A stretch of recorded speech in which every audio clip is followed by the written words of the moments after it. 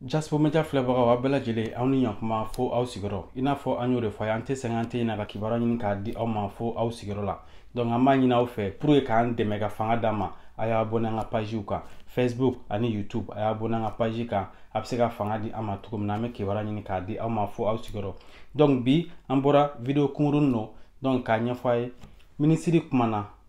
minisiri bɛɛ b'a dɔn minisiri dogolen tɛ Mali la n'o ye colonel Abdoulaye Mayiga ye donc a kumana a ka baro senfɛ a da magara kartinina ko la ani aravɛki ko la ani fichier ko la a bɛ kɛ wa a tɛ kɛ wa a bɛ ka kɛ wa gɛlɛya min bɛ mɔgɔw kan u b'a kalama wa u t'a kalama wa donc colonel Abdoulaye Mayiga n'o y'an ka minisiri ye an k'ale lamɛn n'an y'a lamɛn waati natɔ la a ye kuma minnu fɔ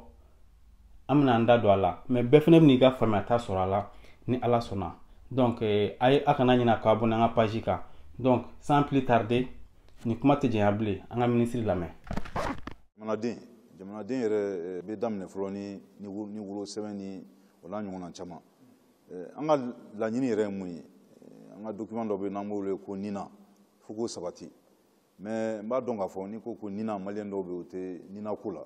mais ni nina fana tɛ fɛn fɛn ye k'an ka wolosɛbɛn ko papiyew ani a carte d'identité ko n'a passeport ka yurugu don la nina de bɛ se k'o ban ya san damadɔ n'i ko Mali passeport fɔlɔ a tun ka nɔgɔn mɔgɔw yɛrɛ tun bɛ bɔ diɲɛ fan wɛrɛ fɛ ka na Mali passeport ta parce que ni acte de naissance b'i bolo dɔrɔn passeport tun bɛ d'i ma mais bi bi in na Ala barika la ni nina t'i bolo i tɛ se ka passeport sɔrɔ mais pour que i ka nina fana sɔrɔ f'i ka empreinte ka ta i bɛ jateminɛ ka ɲɛ ka sɛgɛsɛgɛli k'a la donc o y'a to an ka passeport bi bi in na Ala barika la nɔgɔya fɛn fɛn kun b'a la ni yurugu na caman bɔr'o la kosɛbɛ a lakanalen don vraiment mais hali bi an bɛ a lakana sabati ka ɲɛ disposition an kɛlen don ka fɛɛrɛ caman tigɛ o kama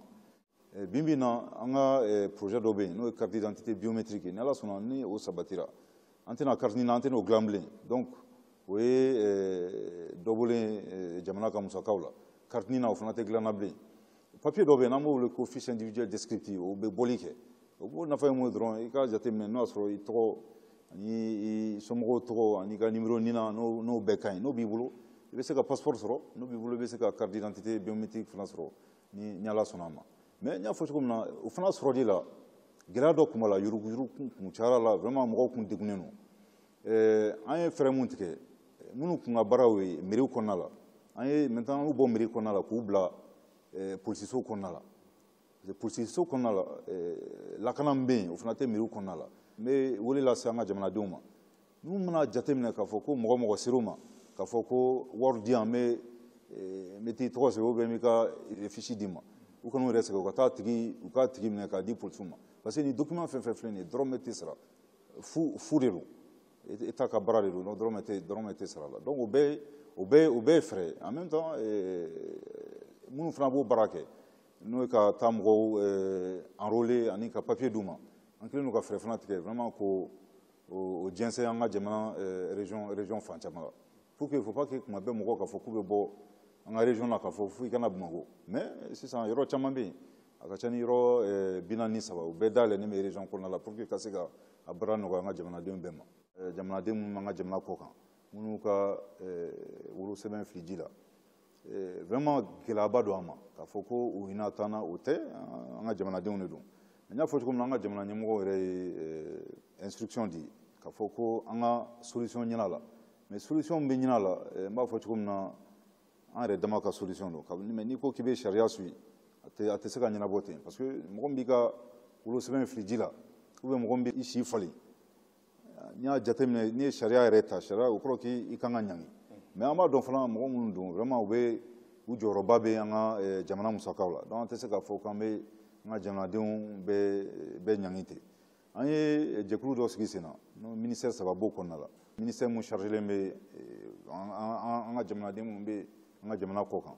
ani an ka sariyaso ministère de la justice ani anw yɛrɛ ministère de l'administration territoriale et de la décentralisation an bɛ se ka hadamadenya fɛɛrɛ mun tigɛ pour que k'u bɔ nin gɛlɛya kɔnɔna la parce que an kelen tɛ se n'i ko ministère de l'administration bi min na k'an ka taa an ka base de données kɔnɔna la k'u ka mɔgɔ si falen ministère mun chargé bɛ sariya ko la mais u bɛ se k'an nɔ minɛ parce que an ka baara tɛ n'i ko k'i bɛ mɔgɔ si falen ministère mun ka baara dun o ye juge ka baara de ye an dun ka jamana juge olu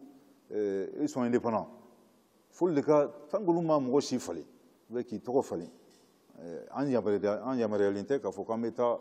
an ka ordinateur kɔnɔna la k'a fɔ dɔrɔn k'i bɛ a fɛ mais a baara bɛ sen na ala barika la mais n'ala sɔnna a ma an bɛ solution sɔrɔ a la mais n y'a fɔ solution ma nɔgɔ parce que tout simplement ni kan k'a fɔ ka nɔgɔya sariya sɔsɔ don